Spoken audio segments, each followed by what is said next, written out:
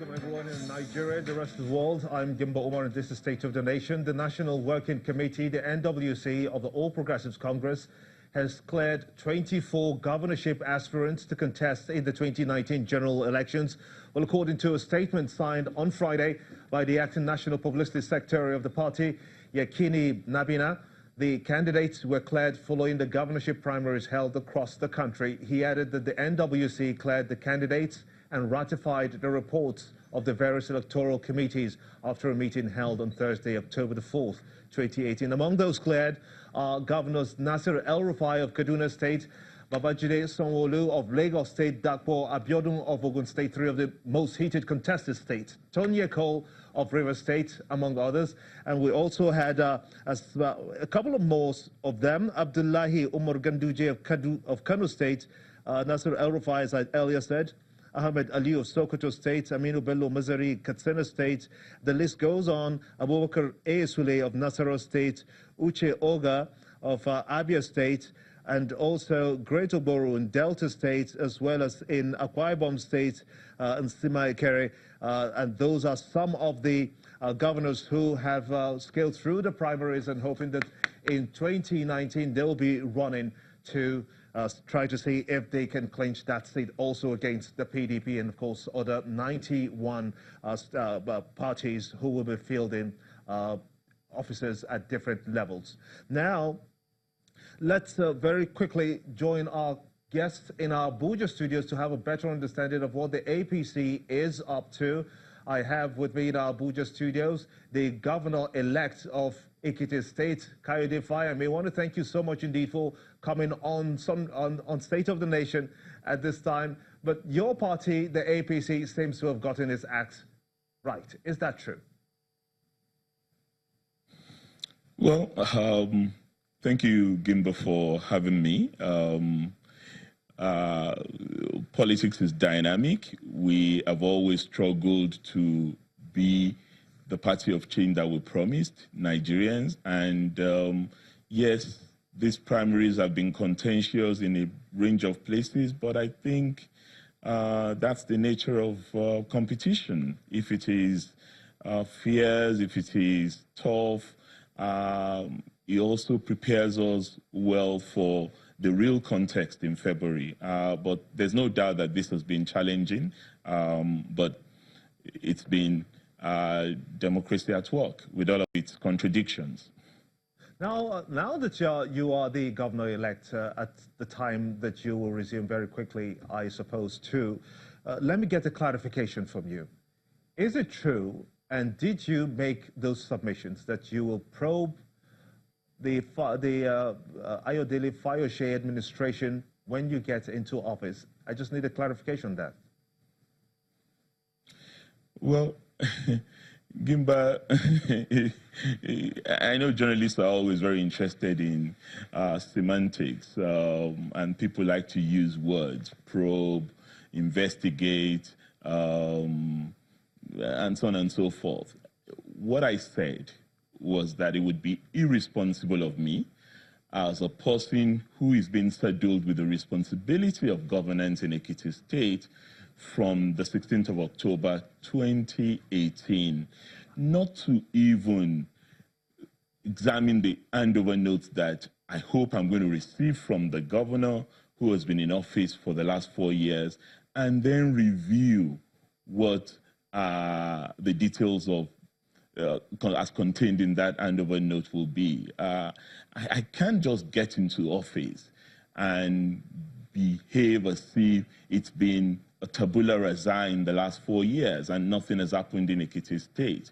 Whether that review necessarily translates to a probe is where you and I disagree. For me, there are institutions that have responsibility in this country for that. If they want to investigate what has transpired in Ekiti in deference to their mandate, that's entirely up to them. EFCC is there, ICPC is there, the Code of Conduct Bureau is there. Those are not Ekiti State agencies. But for me, I would look at the record, I would review what had transpired in the state, and I would then figure out how best not to repeat whatever mistakes that government has made. But I am not in the business of witch hunting anybody. I'm not in the business of distracting myself by nitpicking on everything that government has done. And I have a track record. Okay. I was governor in the state before. Brilliant. And when I came in as governor, I went on with my business, completed the work that was uncompleted by my predecessor. Yes, I gave a state of the state account. I revealed what I found in the books and what I found in the banks. Okay, let's get back now. I just needed to, my apologies, I just needed to get that clarification even before we look at the primaries in your party. I just needed that clarification because it has just been hanging and a lot of people have been talking about it even on social media, and we just have very little time. But let's get back to the primaries. Adamawa, Edo State and Zamfara State are expected to conduct their primaries to elect their flag bearers. We're understanding that in Zamfara State now there has been some level of developments, but that deadline for the submission of those names is less than 48 hours. Come what may, whatever happens in Zamfara or in Edo State or in any other state, how do you see the processes panning out at the end? First, let me issue a disclaimer, Gimba. I am not an official of the All Progressives Congress. I'm a governor-elect, a proud member of the party, and whatever I'm telling you would be primarily my opinion. I don't want to focus on what is my own personal opinion. The important point is INEC is clear about the deadline for submission of names for all of these primaries, and I believe that our party would meet those deadlines in every sense. I don't have any doubt in my mind that whatever process is needed to be completed before the 7th of October, we certainly would do that, including the presidential confirmation of who our candidate is, which is going to take place tomorrow here in Abuja.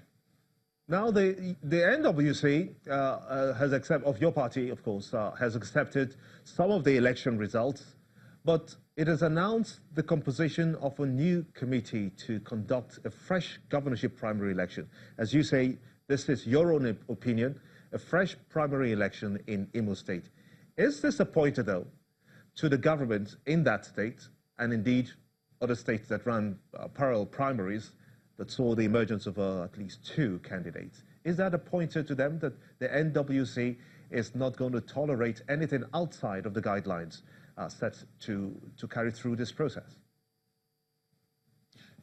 Well, I think what the NWC has done with respect to Imo is commendable, because there were 2 contending factions who came out with different results, just like it happened in 1 or 2 other states. I believe this happened in Ogun State as well. And if NWC has done that in order to ensure that everybody comes to the same page and agree that the process is fair, the process is transparent, the process is verifiable independently, then I think we all should commend the NWC. Whether this would apply to the other states where we've had parallel congresses, parallel primaries, I don't know. But I think that principle itself, that we cannot be confused about the winner of a process. Where there's been 2 parallel processes, then I believe we should harmonize the processes. And if that means setting up a new panel in order to get a clear sense of who the winner is, then clearly I believe the NWC is right to have done that. Okay, let's talk about tomorrow. Tomorrow is a big day for you and for your party, indeed, because you'll be holding your convention. We understand that you expect to there about 7,000 delegates. Tell us more about that preparation by your party for this great day that you're having tomorrow. Well, you know, this is the culmination of our primaries process. It's the combination of all the processes that we've witnessed in all of the states where these offices were being contested for. And what would happen tomorrow primarily relates to the confirmation of our presidential candidate, because last Friday we had a process that took place in all of the 36 states as well as the FCT.